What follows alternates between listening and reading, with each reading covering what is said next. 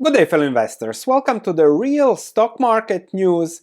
And what you want is to know the consequences, the future costs, the hidden truths, and the impact on you. The topics today are housing, interest rates, economy, and how that is all correlated, and the outcome is not as certain as many think it is now. Because if we immediately start with interest rates, US mortgage rates are up and around 7% for the last year. Much higher than the 3-4% when I was telling you that it was free money. This is not high rates, this is normal rates. Index of home applications is immediately down when it comes to higher rates. We can see the housing inventory going up, but something specific to housing prices, despite double interest rates, should have rationally crashed 40%, but housing prices are still up. And this is something interesting that I found. Despite the Fed funds rate increasing, going higher, or being higher than expected, home prices in history continued always to go up. And that is shown here until there is, let's say, a shock, a crash. And looking at the fundamentals, we are at this side of the situation of housing prices until there is a change of environment or simply a crack. Given the situation, we'll see whether we'll have stability, slow growth in prices like it was the case historically, or we are in a bubble and we'll see a crack. Because when it comes to interest rates, the Fed simply cannot predict interest rates. No one can, and that's something to be accepted. And you can see here how much the Fed missed on lowering rates. We are now at 450. The anticipation a year ago was for 1% lower, 100 basis points lower, which is a huge difference when it comes to finance and valuations. The higher rates have not yet affected markets. It seems that market has disconnected from rates, maybe because it is still expected that whatever happens, if something negative happens, then rates can go lower, and that is the Fed put out there. But if we look at treasuries, this is very important. The 10-year treasury is not around 1-2%.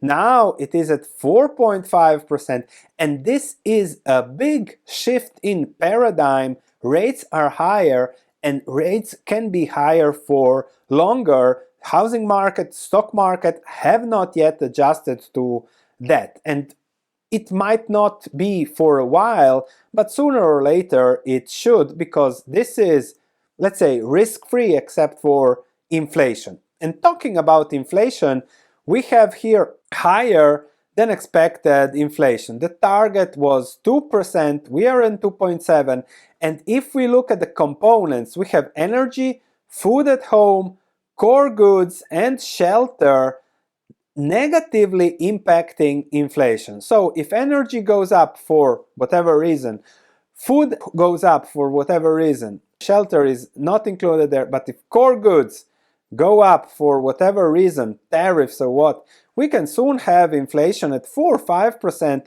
higher rates, and then maybe the market will react. You never know, you cannot predict that, but we can look at the fundamentals and see what's going on.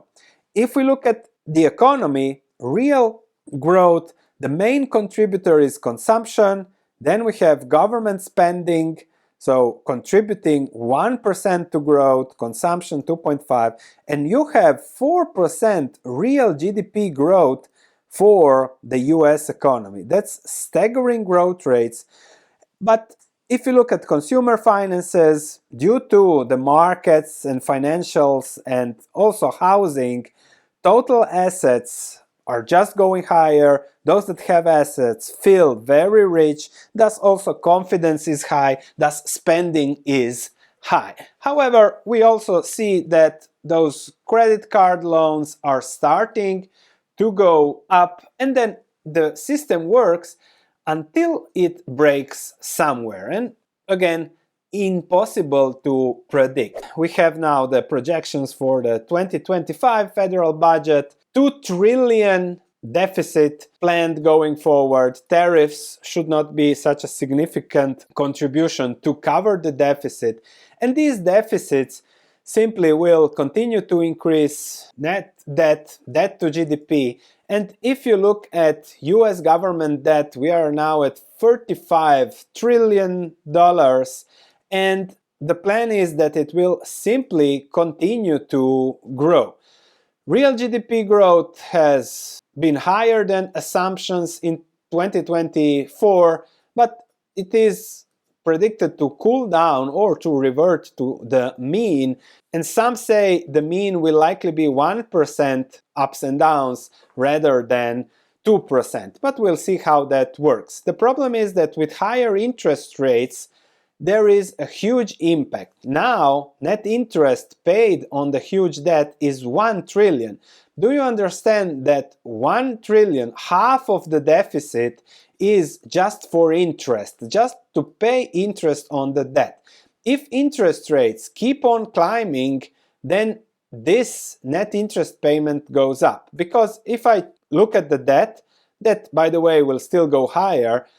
With 2%, we have 700 billion payments. With 4%, 1.4 trillion payments. So this will likely go to another 500 billion up. Thus, the bigger chunk of the deficit will be just to pay interest. And that is a cost which then takes off from other spending and lowers consequentially all the benefits that it is creating now. Again, just this one line: how do you go bankrupt? First gradually, then suddenly. We are still, when looking at the fundamentals of the general environment, in the gradually part, and nobody cares.